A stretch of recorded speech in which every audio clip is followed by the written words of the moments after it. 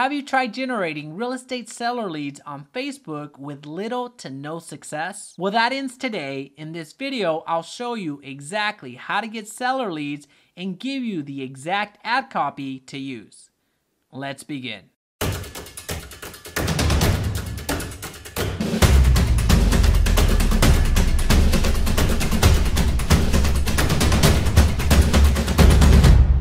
Hey, it's Jaime. If we're just meeting, welcome to the channel that brings actionable content to grow your business through online marketing. So if that sounds beneficial, consider subscribing. Question of the day, how are you generating seller leads today? Let me know in the comment section down below. All right, so here we are in the Ads Manager where all of your advertising should be taking place. So we're gonna go straight to create and I'm gonna show you how to get some seller leads.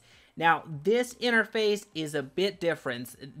This is about a week old when it comes to interfaces. Now, depending on when you created your ad account is when this was introduced to you. So it appears that most ad accounts at this point have this interface. So chances are, if you're following along, this is exactly what you're seeing right now. Again, this is about a week old for most of the accounts. Newer accounts should have already been accustomed to this, but just know that it's the same information, just presented differently. The same functionality, but just presented in a different way. So don't freak out. We're still going to make great effort. We're still going to make great results from this. So just know that the opportunity is still here. We're going to select traffic and we're going to select the special ad category on the next screen. And now if you remember, if you run ads in the past, you know that the special ad category was actually on the first screen, but that's no longer the case.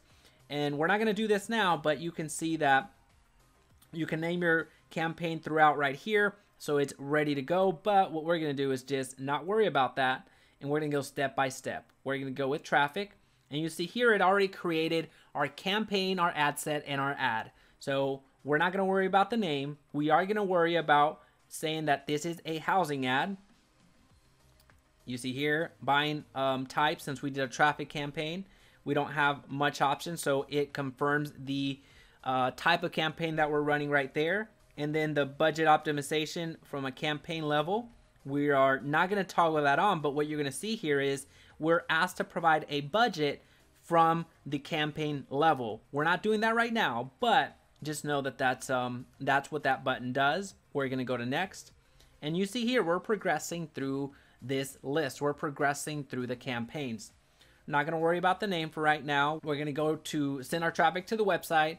Not worried about dynamic creative today or the offer today. Our budget, we're going to leave it at $20. That'll be fine. Now, if you remember in the past, the budget question didn't come up until down here whenever we were creating a new campaign. That's something that's different. All right, for the audience, this is where we get down to the targeting, who we want to target. We're not gonna bring up a custom audience or a special ad audience today, but we are going to look at the location where we want to advertise. So today we're gonna say Dallas, staying close to home. As a reminder, if you're running a special ad category, that means you're running a housing, employment, and credit type of an advertisement. You have to, you can't use the lookalike audience. You have to use the special ad audience. You are limited to a 15-mile radius. Right here, in the past, you were able to start from 10 miles and work your way down to 1 mile. You can't do anything with age or gender. And a good amount of the demographics, aka all of the demographics, are gone for you because they don't want any type of discrimination when it comes to housing. So that's why they are gone. Now, with targeting, you see here, there's 2.5 million people in this geography. That's quite a bit of people. To get seller leads and to get ahead of the targeting, here's what we have to do. We're going to do home improvement. There's an interest, and you're going to see that drastically reduced, so over half. Let's see what suggestions they give us. When you hit renovation, you're going to see that these numbers are going to go up. Now, you may want that, you may not. Now, people think that as you add interest, you are narrowing the targeting, but that's not the case. Now, if you wanted to narrow the target, if you wanted to get really molecular with it, here's what I would do. I would go with home improvement. You see the size, entire Facebook. You see 315 million. That one has 13 million, 22 million, 54 million. So what I would do in this case, I would say, delete that, and what I would do is I would go over here and I would go to renovation. I would highlight that and I would take that out. So what I did is I've made the targeting smaller. So as you can see here, this is an and must also match instead of or. As a reminder, when I was selecting those different interests, we were adding to the interest. So we were making this number larger. We weren't refining the audience. We were saying or this, or this, or this.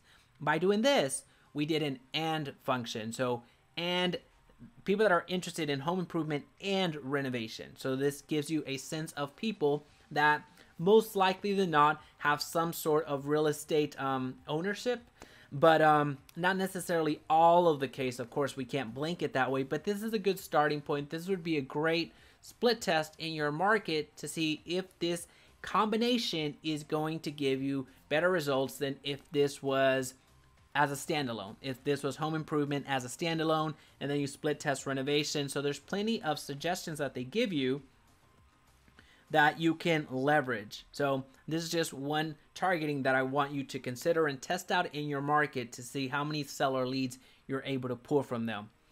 All right, and then we go to placements. We are going to change our placements here. We're going to only advertise on Facebook newsfeed. That's primarily where I market most of my listings and my clients' listings as well. And because historically, that's produced the most the best results. So why would I try something else? All right, so we're gonna stay with Facebook newsfeed as a placement. We're gonna make sure that everything is all of our mobile devices are highlighted. We're not gonna worry about this. I'm sorry, we are gonna worry about this, not the cost control. We are going to optimize delivery for landing page views, meaning people that actually landed on our landing page and the landing page fired. So that means that they stayed on it and didn't immediately bounce out. So we weren't optimizing just for clicks. We were optimizing for people that are actually landed on our page and became a view for us. All right, so you see this potential reach is relatively small. So you would cycle through this audience rather quickly. So with $20, within 3 to 4 days, you will have cycled through this. So I encourage you to keep an eye out on, in this particular case, for potential reach, and then cycle your audience. All right. One quick favor before continuing, please be sure to hit the like button so this video's reach is magnified and others benefit. Also, don't forget to check out my Facebook Ads Mastery for real estate leads. Link in description. For the ad name, we're not going to worry about that. The identity, we're going to select our page that we want to advertise. And then you see here, you can create your ad, use an existing post, or use a mock-up, depending on how far in advance you've planned out your campaigns. For right now, we're actually going to create a campaign. Not going to worry about dynamic formats. We're going to use a single image. Let me X out of this real quick. Add the image. All right. Now, I'm using a stock image because I don't have an image readily available, but you will need to select an actual image of a property that you're about to see here in a couple of seconds. So this is the ad copy. This is the ad copy that you want to use to get some leads, some seller leads. So we're gonna walk through it. All right, Dallas homeowner, you're calling out your audience. Dallas homeowner, that's who you're calling out to. Are you curious if now is the right time to sell? Well, the owners of blank and blank thought the same thing and sold.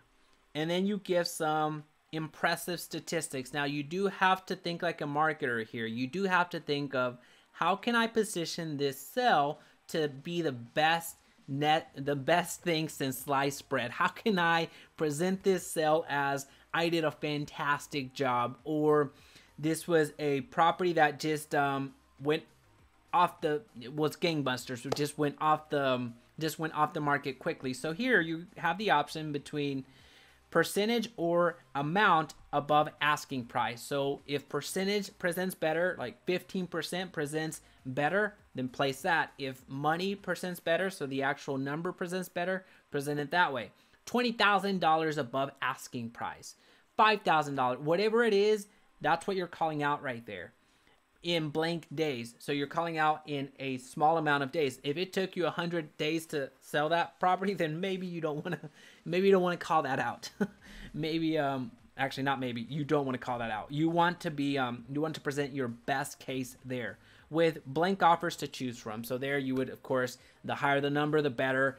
What's very important here is that you don't lie.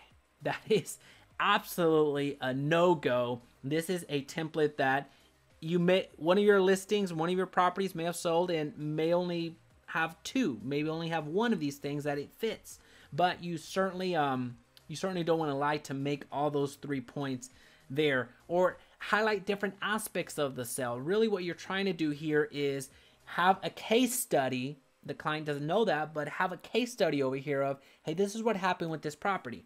If you're a bit apprehensive about putting the actual address, don't put the address. Just put a neighborhood that is well known, like Highland Park, which is here in Dallas. Another neighborhood that may be well known or next to a certain place, let's just say to the airport, something that is unique to it so people can actually see this isn't just a blanketed ad, which in a way it kind of is because we're speaking to a 15-mile radius, but you want to centralize it. As an example, there's a hot neighborhood here in Dallas, which is Bishop Arts or Deep Ellum. So one of those words, one of those neighborhoods that people would identify with, you can certainly call those out.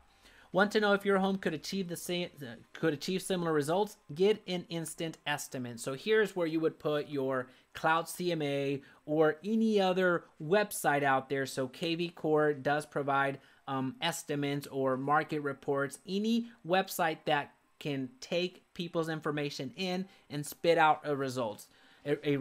You can certainly do this manually, but if you're going to do this manually, meaning you're going to send them to a traditional landing page where you ask for the name, email, and phone number, and you're taking it upon yourself to deliver the goods later on when you get around to it, then I highly suggest that you drop the instant out.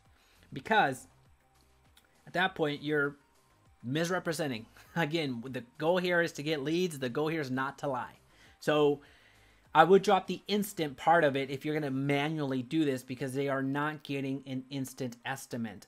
Because again, if you're sending them to a traditional landing page, you're going to get around to it when you get around to it. So unless you plan to do that instant strategy of going to Cloud CMA or doing a market report from KV Core or using many of the other tools that you have available to you to produce a CMA on the fly, then I suggest that you drop that. And you would put a link here, which I highly suggest that you use a link shortener like Bitly or, well, Google doesn't exist anymore, the Google shortener, but use a link shortener that's going to that's going to shorten a link that has 400, my goodness, today's been long, 40 characters down to 8, 10, something manageable. All right, and there on the headline, what is your home? Well, actually, I don't want to say worth or value because that denotes an appraisal. So what we're going to put is sell in days. And then we're going to put description, which what we're doing right here is you can't see. We're doing this right here. For more money. All right. And then the website, you would just put your website or the landing page that you're sending them to, or to the Cloud CMA that you're using, or to anything that's going to capture somebody's information and then spit back out a report. And I don't have this particular pixel in the website there, which is fine. And it's cool that it gives you that information. So if you're receiving this message, then you know that you need to adjust that you need to have your pixel installed in your particular website. You just scroll down, make sure that your pixel is off and firing, and you're gonna have some seller leads. Well, now that you know how to get seller leads on Facebook, it's time to learn how to get buyer leads. And I'll leave that video right here for your viewing pleasure. And if you found value today, please be sure to subscribe so we can talk again soon.